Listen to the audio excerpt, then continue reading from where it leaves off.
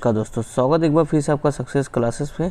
जैसा कि आपको पता है कि हम लोग जो कि ये विजन का टेस्ट सीरीज जो कि कंटिन्यू कर रहे थे, तो अभी तक जो कि टेस्ट नंबर 6 तक कंप्लीट हो गया है। आज से हम जो कि टेस्ट नंबर 7 शुरू करेंगे। और ये जो आपका टेस्ट नंबर 7 है, ये किस पे आधारित है, ये कौन सा सब्जेक्ट पर आधारित है, ये इकोनॉमिक्स पर आधारित है। ठीक है, तो विजन का जो टेस्ट है, अभी तक इकोनॉमिक्स हमने टेस्ट नहीं देखा था उसमें, तो ये इकोनॉमिक्स का पहला टेस्ट है। और इसमें आपको कहीं कहीं करंट की भी चीज़ें आपको देखने को मिलेगी, मतलब इकोनॉमिक्स से रिलेटेड होगी पर करंट में न्यूज़ में रहा होगा, इसलिए उस पर भी क्वेश्चन आपको देखने को मिलेगा। तो जो भी सर एंड मैम चैनल से अभी नए जुड़े हैं, फटाफट से चैनल को सब्सक्राइब कीजिए और हिंदी मीडियम में क्वालिटी कंटेंट को पढ़िए। चलिए शुरू करते हैं बिना किसी देरी के।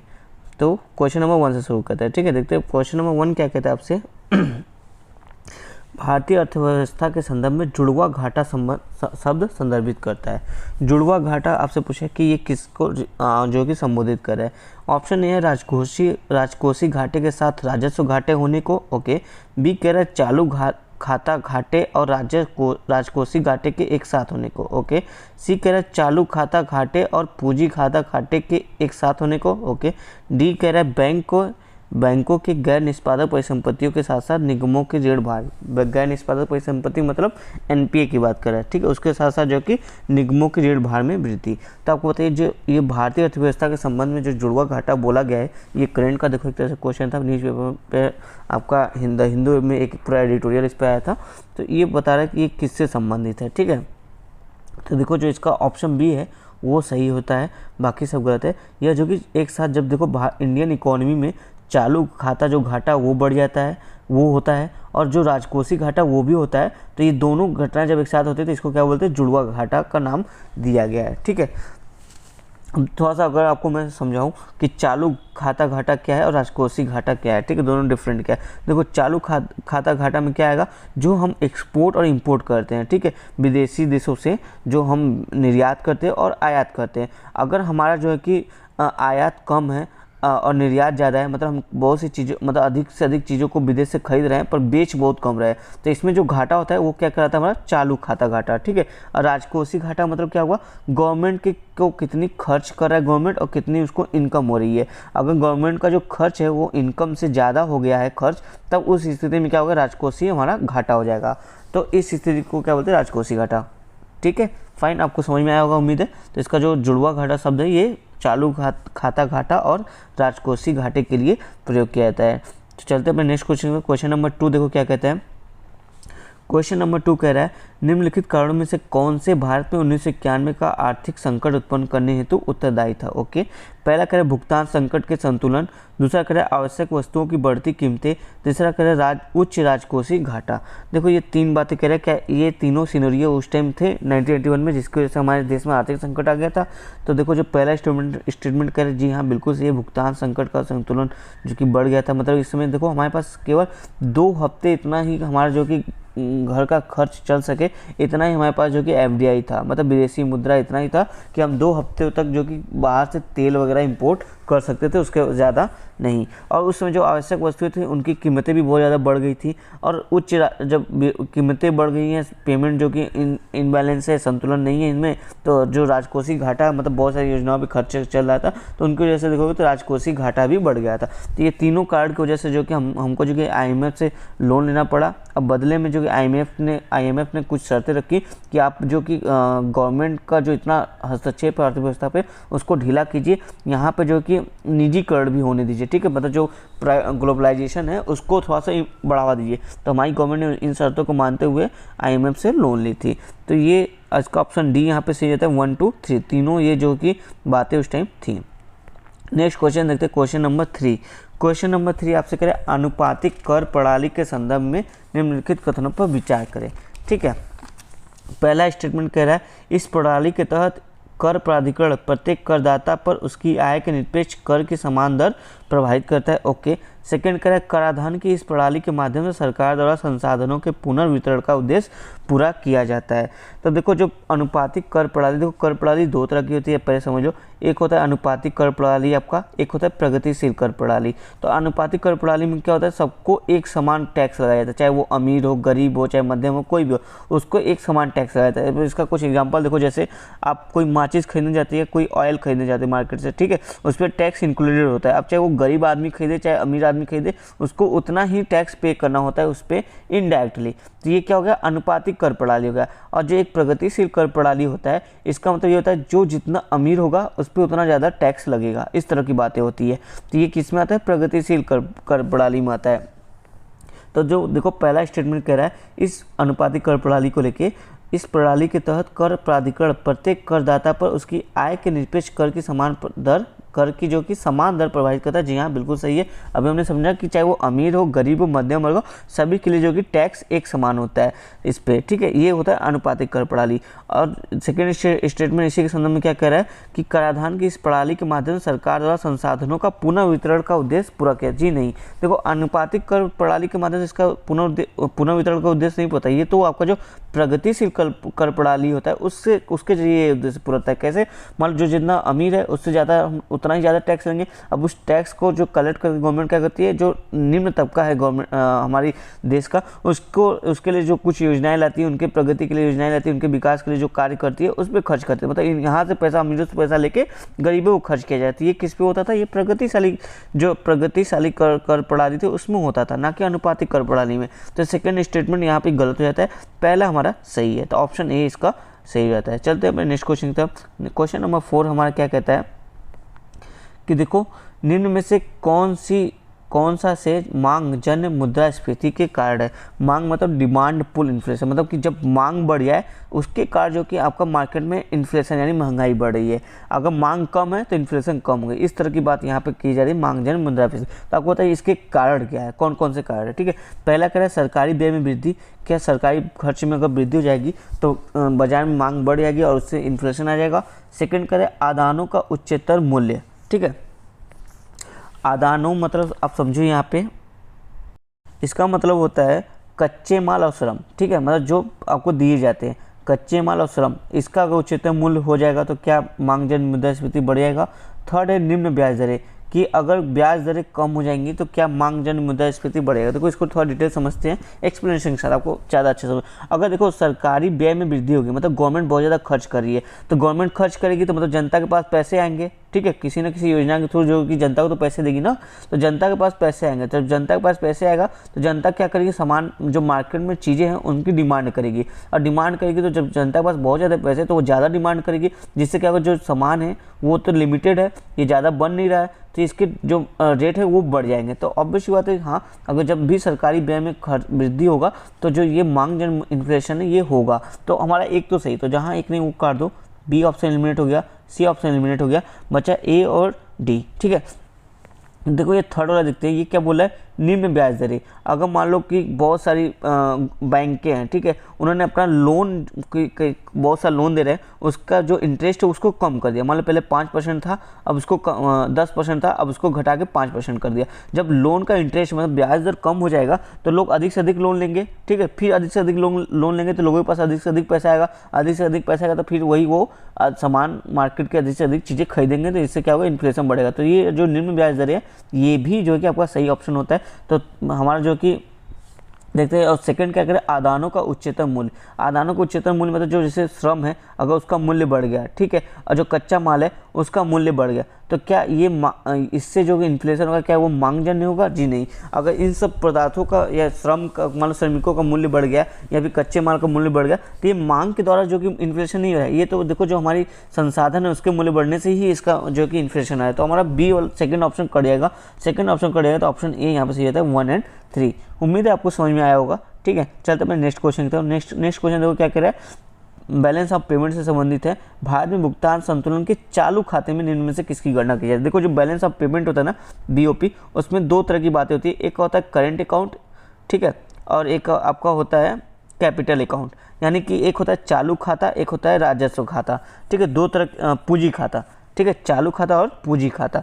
तो ये दो तरह की बात कर रहा है। तो आप बोले कि चालू खाते में क्या क्या इसके क्लासिफिकेशन में क्या क्या भाग आएंगे, मतलब क्या ये सब चीज़ें जो कि चालू खाते के पार्ट है या फिर कुछ हो सकता है कैपिटल के खाते के पार्ट है, ठीक है। तो इस तरह की बात कर रहे हैं आपसे। अब चलिए देखते हैं, बोला क्या चालू जो बैलेंस ऑफ पेमेंट का चालू खाता है उसमें निर्यात आता है क्या, क्या उसमें निजी हस्तांतरण आते हैं, क्या इसमें निवल वाणिज्यिक उधारियाँ आती है, मतलब नेट जो कमर्शियल बोरोइंग होता है वो आता है, क्या इसमें एफडीआई आता है, क्या प्रत्यक्ष विदेशी निवेश। ठीक है, अगर आपने बैलेंस ऑफ पेमेंट को पढ़ा हो तो उसका जो क्लासिफिकेशन है current account, capital account, current account में क्या क्या आता है वही पूछ रहा है। तो चलो, तो देखो यहाँ पे जो करेंट अकाउंट में आपका देखोगे तो जो एक्सपोर्ट है यानी गुड्स एंड सर्विस का जो एक्सपोर्ट किया जा रहा है ना वो बिल्कुल आएगा। ठीक है, यहाँ पे जो गुड्स एंड सर्विस का एक्सपोर्ट किया जाए, चाहे कोई भी चीज़ हो उसका, चाहे देखो ये एक्सपोर्ट आपका दो तरीके से, एक होता है विजिबल, एक होता है इनविजिबल। इनविजिबल मतलब आप सर्विस, किसी सर्विस का अगर एक्सपोर्ट कर रहे हो तो वो आपको दिखेगा तो नहीं, लेकिन हाँ आप उसका एक्सपोर्ट कर रहे हो। ठीक है, आपको उससे इनकम हो रही है, या किसी सर्विस का इम्पोर्ट भी कर सकते हो सकता है। ठीक है, तो इस तरह की बातें होती है। तो यानी कि एक्सपोर्ट या इंपोर्ट जो की बातें जो होगी वो आपका किस में आता है, वो आपका करंट अकाउंट का पार्ट है। तो ऑप्शन पहला स्टेटमेंट तो हमारा सही है, जहाँ पहला नहीं उसको काट दो, बी वाला कट जाएगा हमारा। फिर देखो निजी हस्तांतरण की बात कर रहा है। निजी हस्तांतरण मतलब जो आपको कोई गिफ्ट वगैरह मिला, कुछ चीज़ें मिली या रेमिटेंस वगैरह मिला, तो ये कहाँ पे आएगा, ये आपका आएगा, ये भी आएगा आपका करंट अकाउंट में। ये किसका पार्ट होता है, करंट अकाउंट का पार्ट होता है। तो सेकेंड वाला भी सही है हमारा, तो जहाँ दो नहीं वो काट दो, सी वाला करेगा। अब ये क्या बचा, जो कमर्शियल उधार होता है, ठीक है, जो मतलब व्यापारी लोग या जो कंपनियां उधार लेती हैं वो हमारा करंट अकाउंट का पार्ट नहीं है, वो कैपिटल अकाउंट का पार्ट है। ठीक है, और जो एफडीआई होता है वो भी करंट अकाउंट का पार्ट नहीं, वो हमारा कैपिटल अकाउंट का पार्ट है। तो हमारा कौन सा ऑप्शन सही है, ऑप्शन ए 1 एंड 2 सही रहेगा। इसको थोड़ा हम आपको डिटेल से समझाते हैं। देखो यहाँ पे, चलो इस चार्ट में देखो बैलेंस ऑफ पेमेंट को दो पार्ट में बांटा है, करंट अकाउंट, कैपिटल अकाउंट। देखो करंट अकाउंट से हमसे क्वेश्चन पूछा कि करंट अकाउंट में क्या क्या आता है, तो देखो करंट अकाउंट में क्या होता है, ट्रेड आता है। ठीक, ट्रेड इन गुड्स में जो ट्रेड होता है उसकी बात कर रहा है। और देखो ट्रेड इन सर्विस, जो सर्विस की ट्रेड होती है, अब जैसे इसमें क्या आ जाएगा, डिविडेंड आ जाएगा, प्रॉफिट आ जाएगा, इनकम आ जाएगा, इन्वेस्टमेंट आ जाएगा, इंटरेस्ट जो होता है वो आ जाएगा। ठीक है, तो ये जो सर्विस की बात होती है इसके जो ट्रेड होता है एक्सपोर्ट इम्पोर्ट इसका, और गुड्स का जो मतलब जो आप देख सकते हो अपनी आंखों से, उन सब सामानों को जो एक्सपोर्ट इम्पोर्ट है वो चीज़ें आती है। ठीक है, और कुछ और हैं, देखो नॉन फैक्टर ट्रेडिंग सर्विस जैसे कि शिपिंग हो गया, बैंकिंग हो गया, सॉफ्टवेयर हो गया, ये सब चीज़ का ट्रेड भी जो आपका करंट अकाउंट का पार्ट है। और कुछ देखो गिफ्ट, रेमिटेंस, ये जो प्राइवेट ट्रांसफर पेमेंट है, ग्रांट्स हैं, ये सब चीज़ें भी आपका जो कि किस में आता है, करंट अकाउंट में आता है। तो इस आधार पर हमने देखा कि जो पहला दूसरा ऑप्शन था ये यहाँ पे तो सही होता है। फिर यहाँ पे देखो कैपिटल अकाउंट में देखो कमर्शियल बोरिंग, ये कहाँ पर आ रहा है, कैपिटल अकाउंट में, जबकि ऑप्शन हमको कहाँ दिया था, करंट अकाउंट। तो इस वजह से वो वाला ऑप्शन गलत हो गया था। ठीक है, और इसमें देखो जो एनआर डिपॉजिट है यानी एनआई का जो डिपॉजिट है यानी एफडीआई वगैरह, ये सब कहाँ आता है, ये आपका आता है कैपिटल अकाउंट में। ठीक है, फॉरेन इन्वेस्टमेंट देखो एफडीआई, एफआईआई, ये सब चीज़ें कहाँ पर आ रही है, आपका कैपिटल अकाउंट का पार्ट है, ना कि करंट अकाउंट का। तो इस चार्ट को आप ध्यान से रखिए, कभी भी इससे जो कि क्वेश्चन आपसे पूछा जा सकता है। तो इस तरह से हमने देखा। और देखो जो एक्सटर्नल असिस्टेंस होता है वो भी कहाँ का आता है, कैपिटल अकाउंट का पार्ट है। तो यहाँ पर हमने थोड़ा सा बैलेंस ऑफ पेमेंट के क्लासिफिकेशन को डिटेल में समझा। चलो चलते अपने नेक्स्ट क्वेश्चन की तरफ। उम्मीद है आपको बैलेंस ऑफ पेमेंट जो कि समझ में आया होगा। चलते अपने नेक्स्ट क्वेश्चन को, क्वेश्चन नंबर 6 देखो क्या कर रहा है, निम्नलिखित में से कौन से मुद्रास्फीति को नियंत्रित करने हेतु सरकार द्वारा अपनाए जाने वाले राजकोषीय नीति संबंधी उपाय है। देखो राजकोषीय नीति संबंधी उपाय किसके द्वारा, सरकार द्वारा जो कि अपनाया जाता है, किसको नियंत्रण करने के लिए, इन्फ्लेशन को नियंत्रण करने के लिए। ये बात यहाँ पे आपके क्वेश्चन कर रहा है, आपको बताने कौन कौन से उपाय है। पहला कह रहा है क्या, सार्वजनिक व्यय और सार्वजनिक ऋण में कमी करना। ओके, क्या इससे अगर गवर्नमेंट ये करती है तो क्या इससे इन्फ्लेशन नियंत्रण में आ जाएगा, मतलब महंगाई कम हो जाएगी। सेकंड कह रहा है निजी व्यवसायों पर कर में वृद्धि करना। ओके, जो निजी व्यवसाय हैं अगर उनमें हम टैक्स में वृद्धि कर देंगे तो क्या इससे इन्फ्लेशन में कमी आ जाएगी। थर्ड कह रहा है कि अर्थव्यवस्था में ब्याज दरों में वृद्धि करना। देखो ये 3 तरह की बातें कर रहा है। अब बताना है आपको कौन से इनिशिएटिव जो कि गवर्नमेंट ले सकती है इन्फ्लेशन को नियंत्रण करने के लिए। आपको ऑप्शन ए है केवल 1 और 2, बी है केवल 2 और 3, सी है 1 और 3, डी है 1, 2, 3। तो देखो जो पहला ऑप्शन आपका पहला स्टेटमेंट कह रहा है ये कि सार्वजनिक व्यय और सार्वजनिक ऋण में कमी, जी हाँ बिल्कुल सही है। अगर गवर्नमेंट अपने खर्चे कम करेगी और जो कि जो ऋण बांट रही है उसमें कमी करेगी और जो खर्चे अधिक करेगी योजनाओं में, तो देखो अगर खर्चे कम करेगी तो क्या होगा, पब्लिक में पैसा कम पहुंचेगा। और जो ऋण बांट रही है ज़्यादा से ज़्यादा अगर वो भी कम करेगी तो लोग फिर भी तब भी पब्लिक में पैसे कम पहुंचेगा। तो इससे क्या होगा, जब पब्लिक में पैसे कम होंगे तो वो ज़्यादा चीज़ों की डिमांड नहीं करेंगे और इससे क्या होगा, इन्फ्लेशन जो कि कम रहेगा, इन्फ्लेशन बढ़ेगा नहीं। ठीक है, मतलब वही डिमांड के आधार पर जो इन्फ्लेशन बढ़ती है उसकी बात कर रहा है। तो पहला स्टेटमेंट बिल्कुल सही है कि गवर्नमेंट ये इनिशिएटिव ले सकती है अगर उसको इन्फ्लेशन को नियंत्रण में लाना है तो। सेकेंड का निजी व्यवसायों पर कर में वृद्धि करना।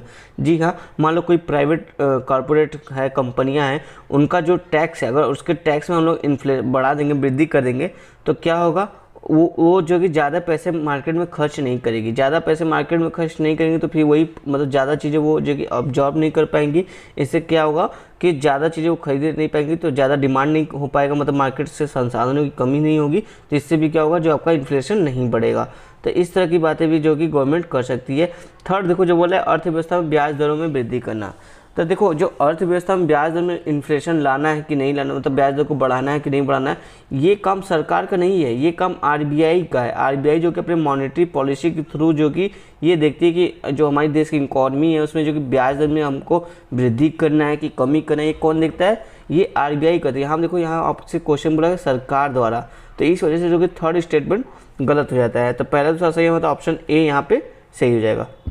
उम्मीद आपको समझ में आया होगा। चलते हैं नेक्स्ट क्वेश्चन की तरफ। क्वेश्चन नंबर 7 देखो क्या करें, मुद्रास्फीति के संदर्भ में, यानी फिर वही मुद्रास्फीति के बहुत सारे क्वेश्चन आ रहे हैं, ठीक है। यानी इन्फ्लेशन के संदर्भ में निम्नलिखित कथनों पर विचार करें। पहला कह रहा है कि इन्फ्लेशन जो है मुद्रा की क्रय क्षमता को कम करती है, ओके। सेकंड कह रहा है जो उत्पादक है वो मुद्रास्फीति से प्रभावित होता है।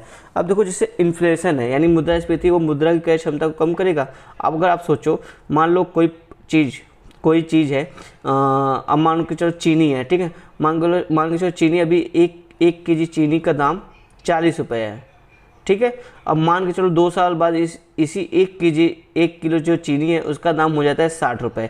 अब देखो जो रुपया जो था, रुपया की जो वैल्यू थी, पहले जो 40 रुपये था उसकी वैल्यू तब भी 40 रुपये थी, और 2 साल बाद आज भी जो 40 रुपया होगा उसकी वैल्यू 40 होगी, ना कि 60। लेकिन जो चीनी था उसका दाम जो कि 60 हो गया। मतलब ये जो 40 रुपये में हम पहले क्या था, 2 साल पहले 40 रुपये में 1 किलो हमको चीनी मिल जाता था, लेकिन आज 40 रुपये में हमको 1 किलो चीनी नहीं मिलेगा, ठीक है। शायद 750 ग्राम ही हमको चीनी मिले। तो यार इससे क्या हुआ, मतलब कि ये जो रुपया की जो क्रय क्षमता थी ये घट गई।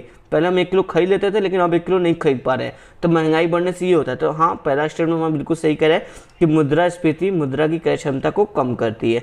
और जो देखो सेकेंड स्टेटमेंट कह रहा है कि उत्पादक जो है, मतलब जो उत्पादकता है, जो फैक्ट्री लगा के जो प्रोडक्ट को मार्केट में लाता है, वो उत्पादक मुद्रास्फीति से सर्वाधिक प्रभावित होता है। जी नहीं, मुद्रास्फीति में तो उसको मज़ा आता है। मतलब मज़ा कैसे आएगा, अगर मान लो कोई प्रोडक्ट उसने बनाया, मार्केट में लॉन्च किया, अब प्रोडक्ट का रेट मतलब महंगाई बढ़ गई है, तो ऑब्वियसली बात है प्रोडक्ट की रेट भी बढ़ेगी, लेकिन इसका लागत तो पहले कम लगा था, अब मार्केट में आ गया तो इन्फ्लेशन बढ़ गया, तो इसका रेट बढ़ गया है। तो अब क्या होगा, इससे क्या होगा, जो उत्पादक है उसको तो मज़ा आएगा, लेकिन जो उपभोक्ता है, यानी जैसे हम और आप लोग हैं जो इस प्रोडक्ट को खरीद रहे हैं, ये हमको जो कि नुकसान करेगा, हमको प्रभावित करेगा, ना कि उत्पादक को। क्योंकि हमारे लिए तो पहले 2 रुपये का मिलता था, अब 3 रुपये का हो गया, मतलब कुछ इस तरह की चीज़ें हो गई, महंगाई बढ़ गई है। लेकिन हाँ, जब अस्फीति मतलब मुद्रास्फीति नहीं, अस्फीति यानी कि जब महंगाई घटती है तब जो कि उत्पादक को नुकसान होता है, तो इससे उत्पादक प्रभावित होता है। यहाँ पे ये स्टेटमेंट उल्टा कर दिया तो सेकंड स्टेटमेंट गलत है, हमारा पहला सही है, तो ऑप्शन ए यहाँ पे सही हो जाएगा।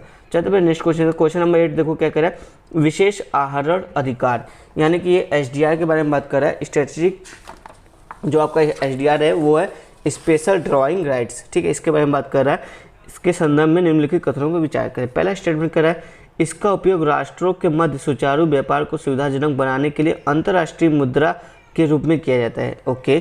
सेकंड कह रहा है, इसका मूल्य मुद्राओं की एक बास्केट के आधार पर निर्धारित किया जाता है जिसमें भारतीय रुपया भी सम्मिलित है, ओके। 2 स्टेटमेंट कह रहा है, देखो अगर आपने एसडीआर के संबंध को क्वेश्चन लास्ट ईयर में भी आया था, ठीक है, तो काफ़ी इंपॉर्टेंट टॉपिक है।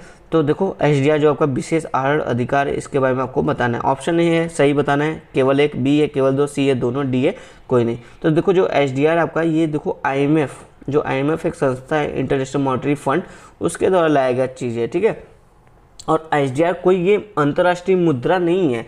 एसडीआर जो कि आईएमएफ का एक तरह से कह लो आप करेंसी टाइप का है, जो ये जो एसडीआर के सापेक्ष जो देश, विभिन्न देशों की कंट्री है, ठीक है, जो इसमें जो मतलब शामिल, जैसे अमेरिका का जो डॉलर हो गया, यूरोप का यूरो हो गया, चीन का रेनमिंबी हो गया, जापानीज का येन हो गया, तो इन सब मुद्राओं को क्या करता है, इस एसडीआर जो है कि इन्हीं सब मुद्राओं में जैसे कमी, मतलब इनमें जो कि इसकी जो वैल्यू बढ़ती घटती रहती है, तो एसडीआर के आधार पे इनकी मूल्यों का जो कि वो आकलन करता है कि कितना जो है कि अब डॉलर का जो कि पहले डिमांड था कि अब कम हो गया, कि इसकी वैल्यू अब बढ़ी कि अब घट गई। तो ये जो 4-5 जो रुपया है, मतलब जो ये आपका डॉलर, यूरो, ये सब चीज़ें, इनका जो कि इवेल्युएट करता है एसडीआर के आधार पे आईएमएफ। उसी आधार पे जो कि उस कंट्री को वोटिंग राइट मिलता है, उसी आधार पे जो उस कंट्री का जो प्रभुत्व आईएमएफ पे बना होता है। तो इस तरह से एसडीआर ये काम करता है, ठीक है। किसी कंट्री को कितना लोन देना है, तो ये एसडीआर पर ही डिपेंड करेगा कि उस कंट्री का जो रुपया है या मनी है वो एसडीआर के सापेक्ष कितना स्ट्रांग है या कितना कम है, ठीक है। उसी आधार पर उसको जो कि कितना लोन दिया जाए ये सब चीज़ें तय होती है।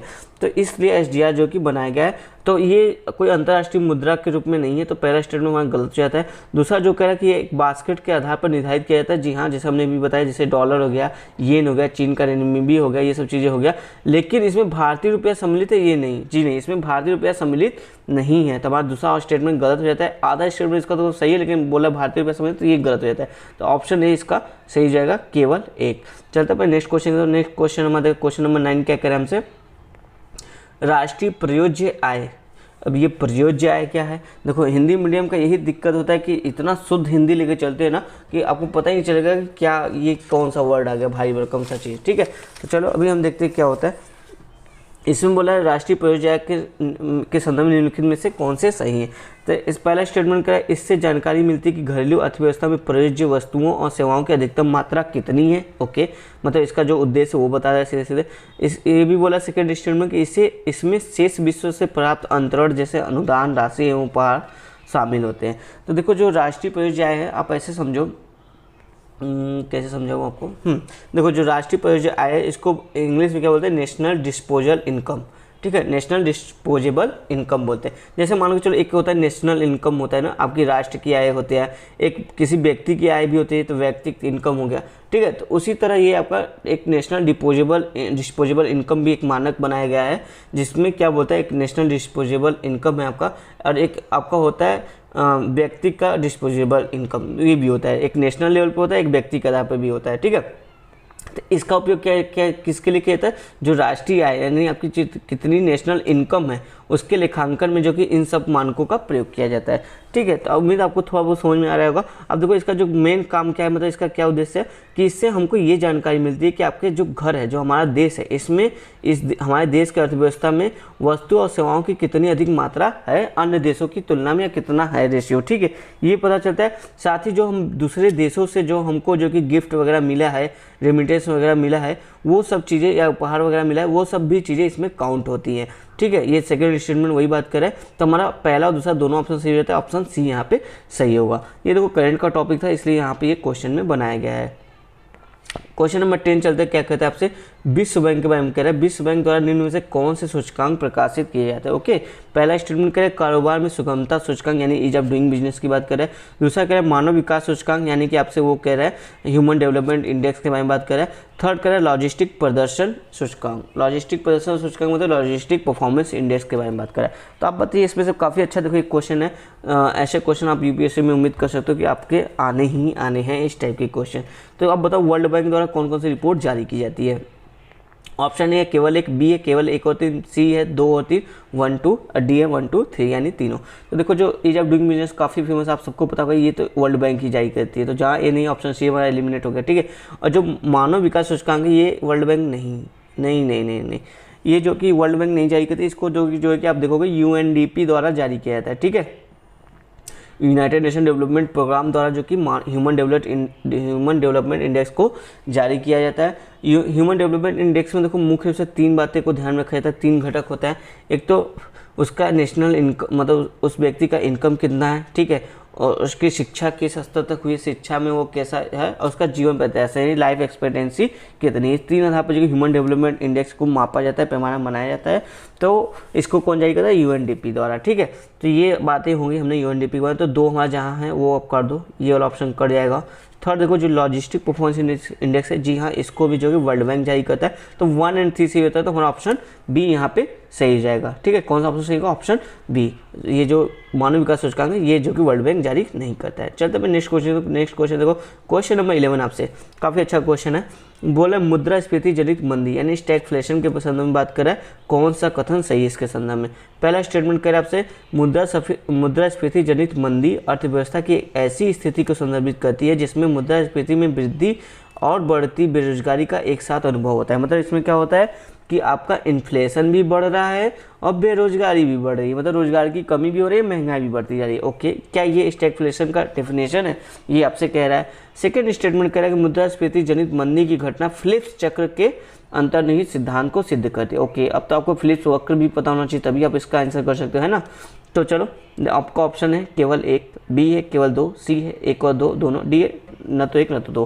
देखो जो सेकंड ऑप्शन है ना आपका स्टेटमेंट, ये अप्लाई नॉलेज पे है। ये आपका ये चेक करता है कि आपने जो पढ़ा है आप उसको अप्लाई कर पाते हो कि नहीं। ऐसा नहीं कि आपने बस रट लिया और रटने के आधार पे आ गया और आप अप्लाई नहीं कर पा रहे हो, तो उस आधार पे आपको यूपीएससी पास नहीं करेगी। आपको अप्लाई नॉलेज भी लगाना पड़ेगा, ठीक है। कॉन्सेप्ट का इधर से उधर घुसाना पड़ेगा आपको। तो देखो जो पहला स्टेटमेंट है बिल्कुल सही है। ये जो कि स्टैगफ्लेशन की पूरी डेफिनेशन है कि मुद्रास्फीति जनित मंदी अर्थव्यवस्था, देखो ये एक तरह से मंदी अर्थव्यवस्था की कैसी स्थिति दिखाता है जिसमें आपको महंगाई में यानी इन्फ्लेशन में वृद्धि होगी, उसके साथ साथ बेरोजगारी में भी वृद्धि होगी। तो इस कंडीशन को क्या बोलते हैं हम लोग, स्टैगफ्लेशन। जैसे आप इंडिया में देख लो, अभी की स्थिति कुछ ऐसी है, महंगाई भी बढ़ रही है, ठीक है, और आप देखोगे तो आपके इसके साथ साथ बेरोजगारी भी बढ़ी हुई है। अभी देखो बहुत सी चीज़ें हैं खाने पीने की, वो ही महंगी हो गई है। जैसे मैंने अभी कल सलोनी ऑयल लेके आया था, काफ़ी महंगा हो गया, 180 रुपये के जी के हिसाब से मिल रहा है, जबकि पहले मिलता था 100 रुपये के जी के हिसाब से। अब देखो महंगाई भी बढ़ रही है और आपका जो कि बेरोजगारी, तो भाई उसके क्या कहने, है ना। तो पहला स्टेटमेंट बिल्कुल सही है, ये आपका जो कि स्टैगफ्लेशन की डिफिनेशन है। और जो सेकेंड करेक्ट फिलिप्स वक्र के सिद्धांत का पालन करती है, तो देखो ये गलत है। क्यों गलत है? कि देखो फिलिप्स वक्र क्या कहता है कि अगर रोजगार बढ़ेगा, ठीक है, रोजगार बढ़ेगा तो महंगाई बढ़ेगी। क्यों इनका ये ऐसा क्यों करें? क्योंकि अगर देखो रोजगार बढ़ेगा यानी बेरोजगारी में कमी होगी और महंगाई में वृद्धि होगी। ये मतलब इनवर्स रिलेशन बता रहा है, जबकि जो आपका स्टैगफ्लेशन बोल रहा है कि ये दोनों साथ साथ होते हैं। तो ये देखो कैसे कहते हैं, ये कहते हैं कि अगर रोजगार बढ़ेगा तो लोगों के पास पैसा आएगा, और लोग पैसा आएगा तो लोग पैसे को खर्च करेंगे, लोग पैसे को खर्च करेंगे तो सामान्य जो संसाधन है उसको जो कि खरीदेंगे, अधिक से अधिक उसकी मांग बढ़ जाएगी। अब संसाधन तो हमारे पास लिमिटेड है, बहुत ज़्यादा प्रोडक्शन तो होता नहीं है, तो क्या करेंगे, इसकी जब मांग बढ़ेगी तो लोग, सबके पास पैसा है तो सब इसकी बोली ज़्यादा लगाएंगे, तो इसका रेट ऑटोमेटिक बढ़ जाएगा। तो इस तरह कुछ फिलिप्स वक्र की बात करता है कि अगर जो कि रोजगार बढ़ेगा तो आपका क्या होगा, इन्फ्लेशन भी बढ़ेगा, ठीक है, इस तरह की बात करता है। यानी कि बेरोजगारी बढ़ने पे इन्फ्लेशन नहीं बढ़ेगा, इस तरह की बात करता है। मतलब ये इनवर्स रिलेशन की बात करता है, जबकि ऊपर क्या बोला कि बेरोजगारी बढ़ने पे इन्फ्लेशन बढ़ता है, जबकि इसमें फिलिप्स वक्र में बेरोजगारी बढ़ेगा, मतलब रोजगार नहीं मिला तो इन्फ्लेशन नहीं बढ़ेगा, ऐसी बात है। तो आपका पहला स्टेटमेंट सही है, सेकेंड वाला गलत है। चलते पे नेक्स्ट क्वेश्चन। क्वेश्चन नंबर 12 देखो क्या कह रहा है, भारत में कृषि जनगणना के संदर्भ में बात करें। देखो करंट का क्वेश्चन है, कृषि जनगणना हुआ था, आपको याद होगा, तो शायद ये लास्ट ईयर का करंट का न्यूज है। तो कृषि जनगणना के संदर्भ में निम्नलिखित कदमों पर विचार करें। पहला स्टेटमेंट करिए, विभिन्न आकार वर्गों और सामाजिक समूहों द्वारा परिचालन जोतों की संरचना से संबंधित आंकड़ों के संग्रहण के लिए केंद्रीय क्षेत्र की एक योजना है। ओके। सेकंड का, यह भारत में प्रत्येक 5 वर्षों के अंतराल में आयोजित की जाती है। सोचिए क्या ये 5 वर्ष के अंतराल पे होती, कहीं 6 वर्ष तो नहीं है। थर्ड कह रहा है, प्रथम कृषि जनगणना आपका 1951 में हुआ था। क्या ये बात सही है? थोड़ा सा आप इस पर अपना जोर लगाइए कि ये सब जो यहाँ पे फैक्ट दिए गए हैं क्या ये सही बोले। आपको ऑप्शन है केवल एक, केवल 1 और 2, बी है केवल 2 और 3, सी है 1 और 3। उप्स, ये बीमारी मेरे फ़ोन की हमेशा रही है कि हम जब भी पढ़ते हैं ये अपने होम स्क्रीन पे आ जाता है। कोई बात नहीं, थोड़ा सा एडजस्ट तो करते हैं हम लोग, ठीक है। तो देखो हमने तीनों स्टेटमेंट देखे थे, आपको ऑप्शन बताना है 1 और 2, बी है 2 और 3, सी है 1 और 3, डी है 1 2 3। तो अपनी कृषि जनगणना के बारे में पढ़ा होगा। तो पहला स्टेटमेंट बिल्कुल सही है। देखो, यह विभिन्न आकार वर्गों और सामाजिक समूहों द्वारा पहचान जोतों की संरचना से संबंधित आंकड़ों को संग्रहण करता है। जी हाँ, बिल्कुल सही बात कर रहा है। और यह प्रत्येक 5 वर्षों के अंतराल पे भी होता है, ये भी सही हमारा स्टेटमेंट है।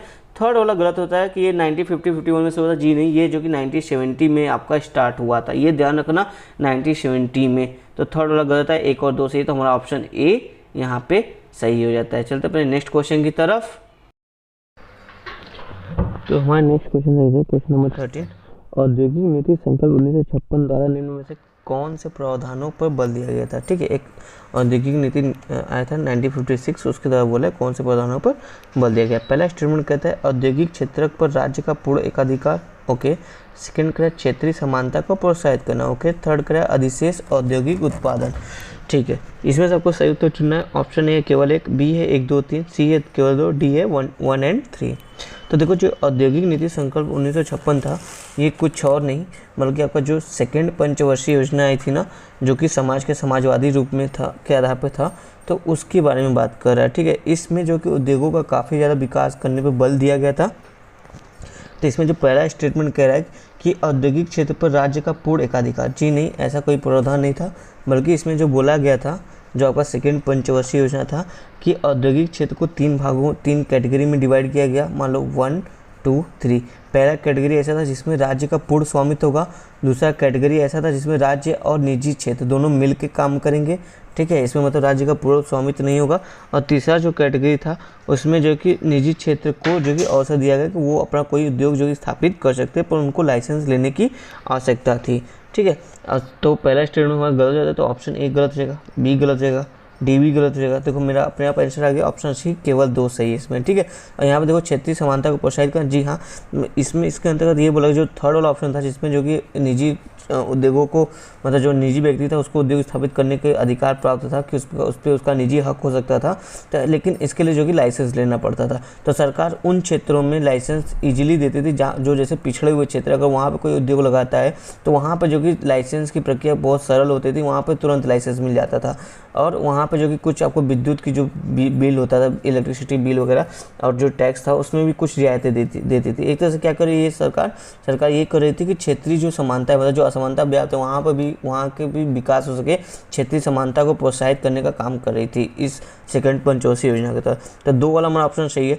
थर्ड देखो क्या कर रहा है कि अधिशेष औद्योगिक उत्पादन करना, जी नहीं, यहाँ पे गवर्नमेंट ने ये भी ध्यान रखा था कि कोई फैक्ट्री ऐसा ना हो कि बहुत ज़्यादा अधिक कुछ सामान उत्पादन करे जितनी हमको आवश्यकता नहीं है, क्योंकि इससे क्या होगा कि किसी एक चीज़ का जो कि अधिक से अधिक उत्पादन होने लगेगा बाजार में, और इससे जो कि बाजार में आपका विविधता नहीं होगा, ठीक है, मतलब डाइवर्सिटी नहीं आएगा। तो अन्य सामान का उतना महत्व नहीं, लोग मतलब अन्य सामानों को उतना महत्व नहीं देंगे, ज़्यादा केवल एक ही सामान पे ज़्यादा फोकस करेंगे अगर उसकी डिमांड ज़्यादा होगी तो इसलिए तो जो प्रोडक्ट की डाइवर्सिटी बनाए रखने के लिए जो कि अधिशेष अगर कोई उत्पादन होता था तो उसको उस पर जो कि गवर्नमेंट रोक लगाती थी, लाइसेंस उसको लिए रद्द कर सकती थी, इस तरह का अधिकार था। तो हमारा जो कि 3 भी गलत हो गया, तो ऑप्शन 2 सही, तो ऑप्शन आप देखो सी हमारा सही होता है, केवल 2। ओके, चलते हैं नेक्स्ट क्वेश्चन। तो नेक्स्ट क्वेश्चन देखो हमारा क्या है, क्वेश्चन नंबर 14 हमसे क्या कह रहा है, हाल ही में सुर्खियों में रहा इस्तांबुल सम्मेलन संबंधित है, ठीक है, एक सेकंड, हाँ, ये जो इस्तांबुल सम्मेलन है किससे संबंधित है, देखो ये करंट का क्वेश्चन आ गया। ऑप्शन ए है सीमा पार मादक पदार्थों की तस्करी की रोकथाम और नियंत्रण से, ओके। बी वाला कह रहा है परमाणु शस्त्रों के प्रसार के नियंत्रण से, ओके। सी कह रहा है महिलाओं के विरुद्ध हिंसा की रोकथाम से, डी कह रहा है डिजिटल पायरेसी की कठोर कार्रवाई करने से, ठीक है। ये कुछ इस तरह का आपको 4 ऑप्शन, आप बताइए किससे संबंधित है आपको ये इस्तांबुल सम्मेलन। देखो इस तरह के क्वेश्चन हमेशा यूपीएससी में आपको 1-2 मिल जाते हैं। तो ये देखो जो आपका इस्तांबुल सम्मेलन था ये ऑप्शन सी का सही है, जो महिलाओं के विरुद्ध हिंसा की रोकथाम थी इससे संबंधित था, ठीक है। जैसे हिंसा का इसका देखो डाइवर्स डेफिनेशन था, और ये जो कि विश्व में जो कि बाध्यकारी टाइप का ये कन्वेंशन था, सम्मेलन था, ठीक है। इसमें देखो क्या क्या आता है, घरेलू हिंसा आता है, बलात्कार आता है, यौन उत्पीड़न आता है, ठीक है, और महिला सम्मान आधारित हिंसा है, ठीक है, मतलब महिलाओं के सम्मान को ठेस पहुंचाना, कुछ ऐसी चीज़ें की। अब बलपूर्वक विवाह करना ये भी एक तरह से इसके अंतर्गत शामिल था, मतलब इसके विरुद्ध जो कि सरकार एक कानून बनाएंगी और उसको सख्ती से लागू करेंगी। तो इसमें से क्या हुआ, अभी पोलैंड जो कि इस जो सम्मेलन था, इसका एग्रीमेंट था, उससे जो कि पोलैंड बाहर निकल गया है। तो इसी वजह से जो कि ये जो कि सुर्खियों में आपका रहा है इस्तांबुल सम्मेलन, ठीक है। चलते पहले नेक्स्ट क्वेश्चन की तरफ। क्वेश्चन नंबर देखते हैं 15 क्या कहता है हमसे। क्वेश्चन नंबर 15 देखो आपसे कह रहा है निम्न में से किन्हें ब्रेटन वुड्स इंस्टीट्यूट के रूप में जाना जाता है।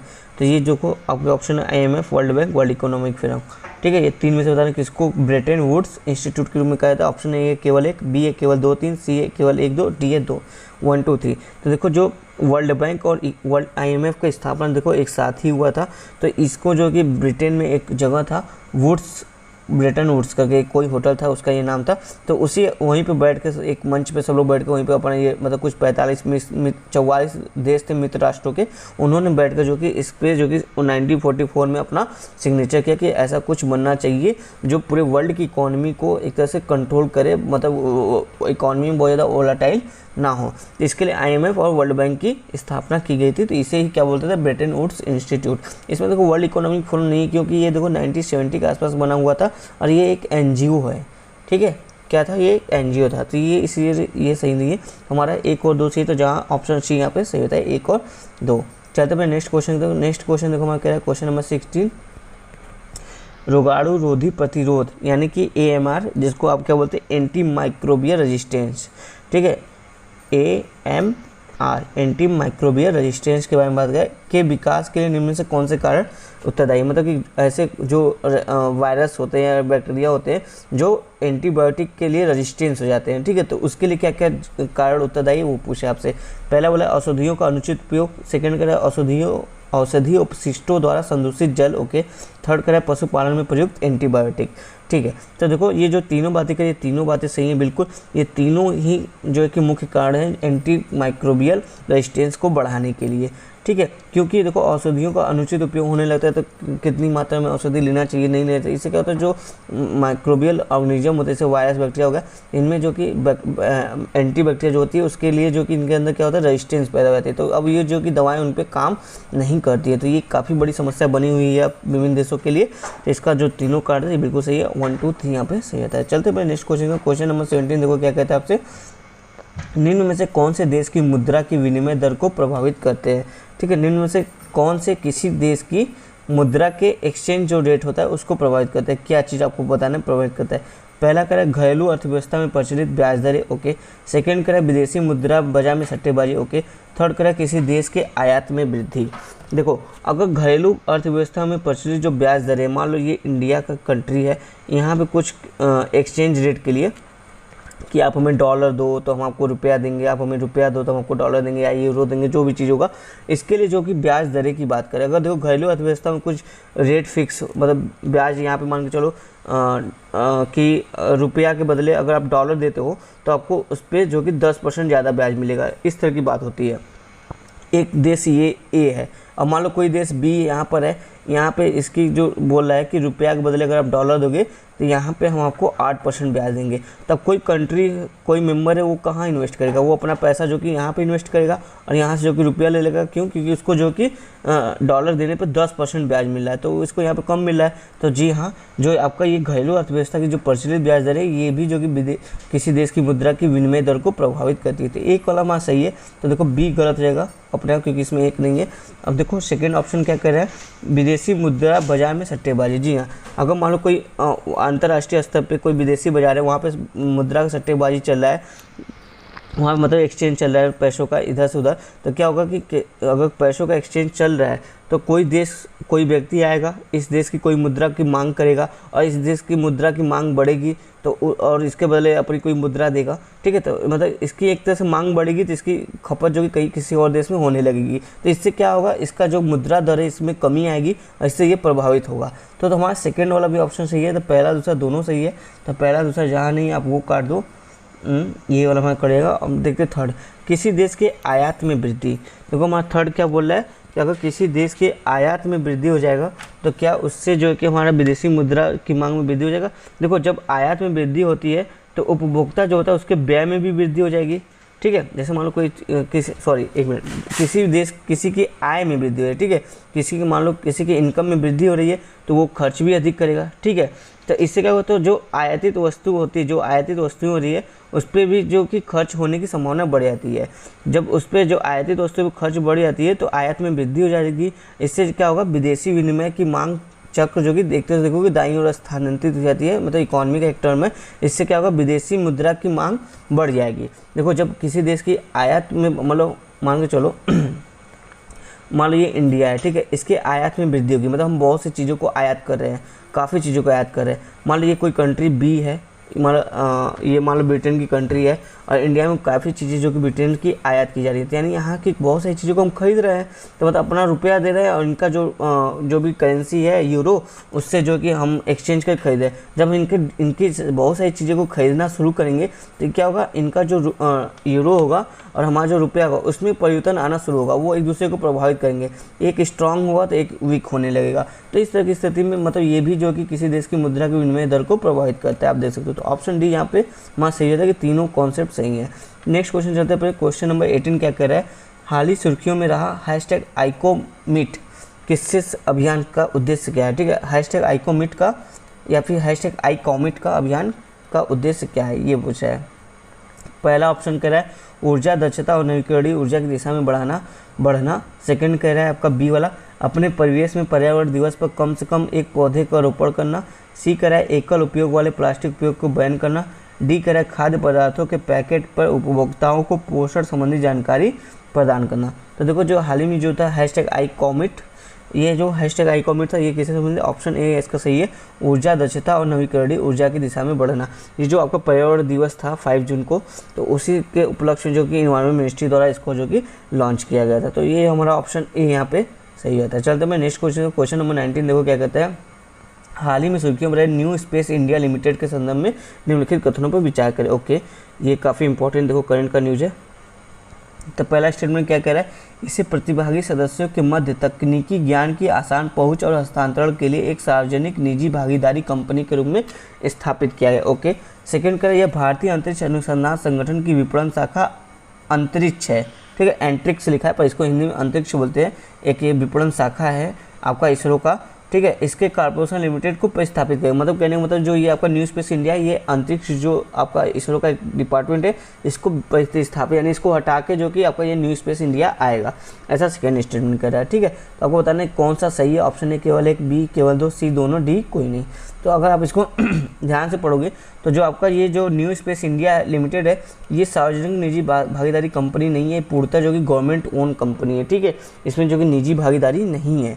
और इसको लाने का मुख्य उद्देश्य क्या था कि जो आपका इसरो के फील्ड में जो अंतरिक्ष संबंधी जो भी शोध वगैरह है या फिर रिसर्च है, इसमें जो कि जो निजी कंपनियां हैं उनके पार्टिसिपेट को बढ़ाना, जैसे सैटेलाइट का निर्माण करना, ये सब चीज़ें जो कि अब क्या निजी कंपनियां भी इसका ये सब काम करे, इस स्पेस के क्षेत्र में उनको भी आगे बढ़ाया जाए, ऐसा इसके लिए जो कि बोला है। जैसे प्रक्षेपण यान जो आपका लॉन्च व्हीकल होता है उसका निर्माण करना, ठीक है, जो अंतरिक्ष के जो छोटे छोटे टूल्स होते हैं उसका मार्केटिंग करना, इसके लिए जो कि जो निजी कंपनियां उनको प्रमोट किया जा रहा है। तो उसके लिए जो कि आपका ये न्यू स्पेस इंडिया लिमिटेड बनाया गया और ये पूरी तरह से जो कि गवर्नमेंट ओन है, ना कि इसमें निजी है। तो पहला स्टेटमेंट गलत हो जाता है।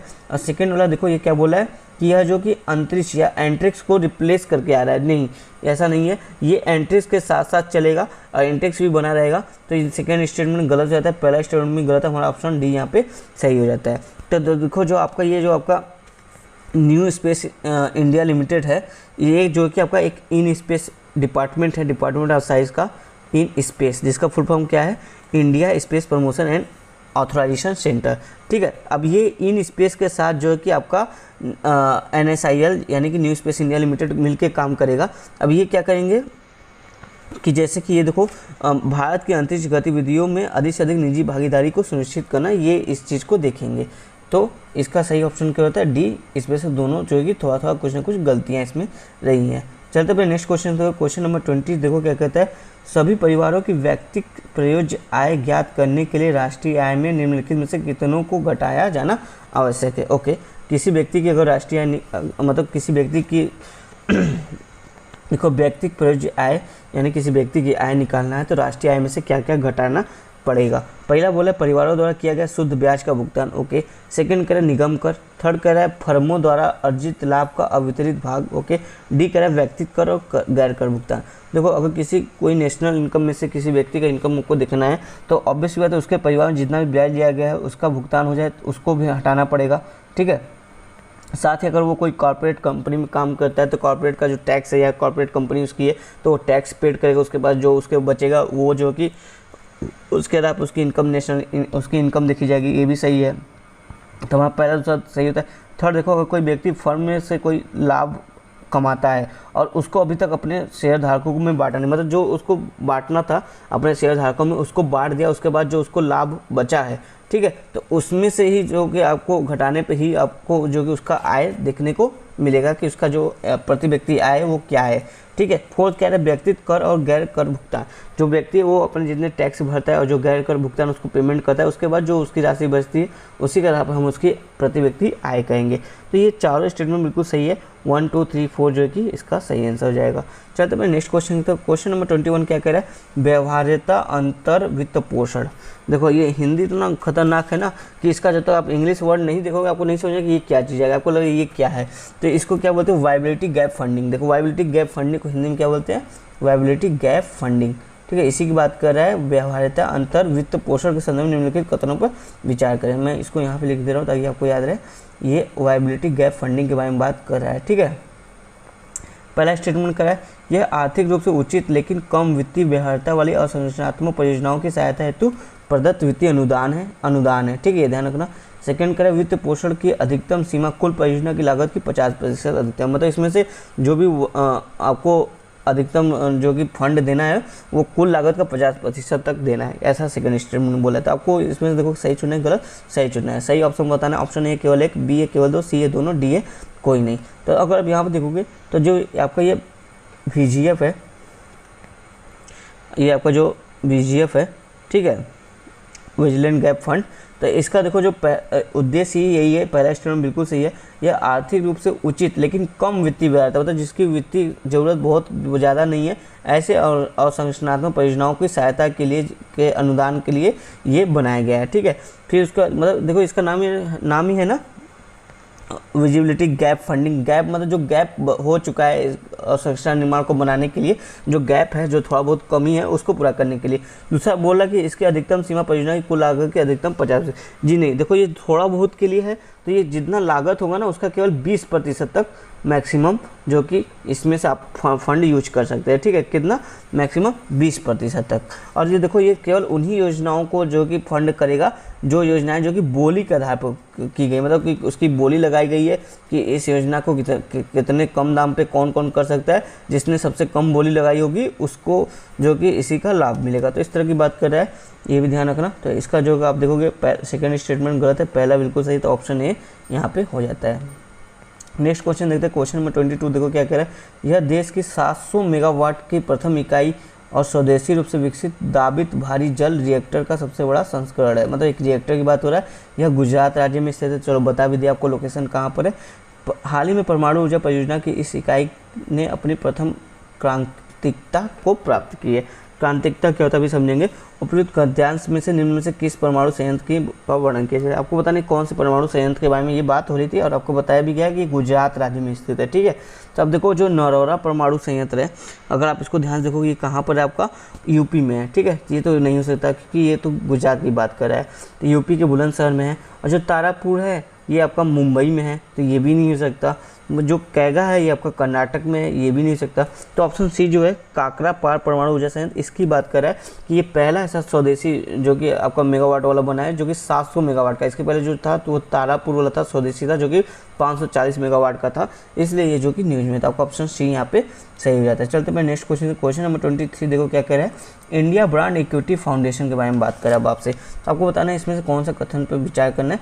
पहला स्टेटमेंट आपको दे रहा है, यह विदेशी बाजारों में मेड इन इंडिया के लेबल के संबंध में जागरूकता उत्पन्न करने के लिए एक निवेश प्रोत्साहन एजेंसी है। ओके, एक मतलब एक तरह से निवेश को प्रोत्साहन करने के लिए विदेशी मार्केटों मतलब जो इंडिया का ब्रांड है उसको प्रमोट करने के लिए। ठीक है, सेकंड कह रहा है IBEF यानी इंडिया ब्रांड इक्विटी फाउंडेशन पूर्णतः केंद्र सरकार द्वारा वित्त पोषित स्वामित्वाधीन और नियंत्रित है। ठीक है, दो स्टेटमेंट है, आप बताइए इसमें से कौन सा सही है। तो देखो जो पहला स्टेटमेंट है बिल्कुल सही है, यह जो कि विदेशी बाजारों में जो मेड इन इंडिया यानी इंडिया का जो ब्रांड है उसको जागरूकता फैलाने के लिए, निवेश को प्रोत्साहन करने के लिए एजेंसी, मतलब कि वो आए इंडिया में जो कि निवेश करे विदेशी लोग, क्योंकि इंडिया के ब्रांड को वो वहाँ पे प्रमोट कर रहे हैं। ठीक है, इसके लिए जो कि इसको बनाया गया India brand equity foundation. Second जो कह रहा है कि इसमें पूर्णतः जो कि केंद्र सरकार का वित्त पोषित, जी हाँ ये भी बिल्कुल सही है। एक और देखो बनाया गया इसी तरह से इन्वेस्टमेंट को इंडिया में इन्वेस्टमेंट लाने के लिए इन्वेस्ट इंडिया। ठीक है, इन्वेस्ट इंडिया, और जो ये इन्वेस्ट इंडिया है ये एक तरह से देखो प्राइवेट कंपनी है। ठीक है, क्या है ये गवर्नमेंट ओन कंपनी नहीं, ये क्या है प्राइवेट कंपनी, जबकि आपका इंडिया ब्रांड इक्विटी फाउंडेशन ये जो कि गवर्नमेंट ओन कंपनी है। तो दोनों काम एक ही है कि इन्वेस्ट को प्रमोट करना इंडिया में, पर ये जो कि इंडिया के ब्रांड के हिसाब से इंडिया को एक ब्रांड बनाकर जो कर रहा है, और ये किसी भी तरह से इंडिया में इन्वेस्टमेंट को लाने की कोशिश कर रहा है, चाहे किसी ब्रांड को प्रमोट करके। तो इस तरह से देखोगे तो आप दोनों इसका सही, तो ऑप्शन सी यहाँ पे सही हो जाता है। चलते हैं नेक्स्ट क्वेश्चन के, क्वेश्चन नंबर 24 देखो क्या कर रहा है। भारत में बागवानी क्षेत्र के संदर्भ में निम्नलिखित कथनों पर विचार करें। पहला स्टेटमेंट आपसे कर रहा है, भारत विश्व में फलों और सब्जियों का सबसे बड़ा उत्पादक देश है। ओके, सेकंड कहता है बागवानी फसलों का न्यूनतम समर्थन मूल्य योजना के तहत कवर नहीं किया गया। ठीक है, दो बातें आपको है। तो देखो जो पहला स्टेटमेंट यहाँ पे बोल रहा है कि भारत जो कि विश्व में फलों और सब्जियों का सबसे बड़ा उत्पादक देश है, जी नहीं। भारत जो कि सेकंड सबसे बड़ा उत्पादक देश है, सबसे बड़ा उत्पादक देश कौन सा है आपका? चीन है। चाइना आपका जो कि सबसे बड़ा है, जो कि भारत जो कि सेकंड लार्जेस्ट फल और सब्जियों का उत्पादक देश है। तो पहला स्टेटमेंट हमारा गलत हो जाता है। सेकंड देखो बागवानी फसलों का न्यूनतम समर्थन मूल्य योजना के तहत कवर नहीं किया गया, जी हाँ बिल्कुल सही है।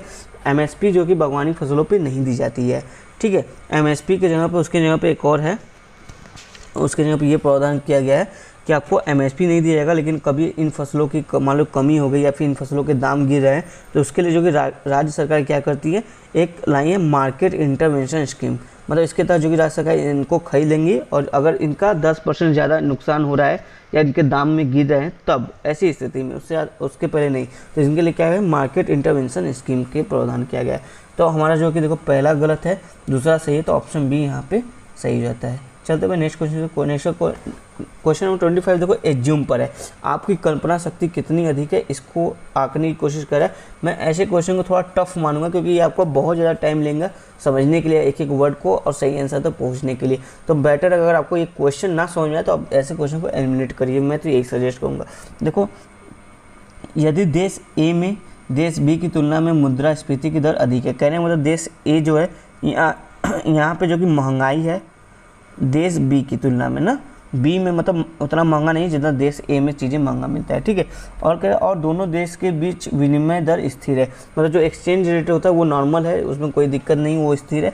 तो यह मानते हुए कि दोनों देशों में मदों की प्रारंभिक कीमतें समान है, मतलब जो प्रारंभिक कीमत है दोनों में, जो पहले की कीमत थी वो यहाँ पे भी समान है, इसमें कोई बदलाव नहीं है, यहाँ भी समान है, बस यहाँ पे जो कि महंगाई किसी कारण से ए देश में बढ़ गई, बस ये बात है, ठीक है। दोनों देशों के मध्य व्यापार संतुलन के संदर्भ में निम्नलिखित में से कौन सी स्थिति उत्पन्न होगी? दोनों देश में अगर हमको व्यापार संतुलन देखना है तो कौन सी स्थिति उत्पन्न होगी ये बता रहा है, ठीक है। देश ए देश बी, यहाँ पर है महंगाई और यहाँ पे महंगाई नहीं है, ठीक है, इस तरह की बात है। अब देखो देश बी की तुलना में मतलब इसकी तुलना में ए के लिए अधिक वस्तुएं निर्यात करना अनुकूल होगा। अगर यहाँ पे देखो तुम भी सोचो यहाँ पे महंगाई है तो मतलब क्या ये अधिक से अधिक चीज़ें जो कि खरीद पाएगा? पहला स्टेटमेंट नहीं करेगा, मतलब ये कम चीज़ें खरीद पाएगा पर ये अधिक चीज़ें खरीद पाएगा नहीं भाई, कैसे खरीद पाएगा जब यहाँ पे चीज़ें महंगी हैं, मतलब इसकी जो खरीदने की शक्ति है वो कम है, मतलब इसके रुपया और इसके रुपया में अगर दोनों के रुपया की तुलना करोगे तो इसकी रुपया की खरीदने की शक्ति कम है, इसलिए यहाँ पे चीज़ें महंगी मिली। मान के चलो यहाँ पे कोई चीज़ अगर 100 रुपये की मिल रही है और यहाँ पे वही चीज़ 80 रुपये की मिल रही है तो इसकी रुपया की शक्ति ज़्यादा है जबकि इसकी रुपया की शक्ति कमज़ोर है, तो इसीलिए ना यहाँ पे महंगाई है।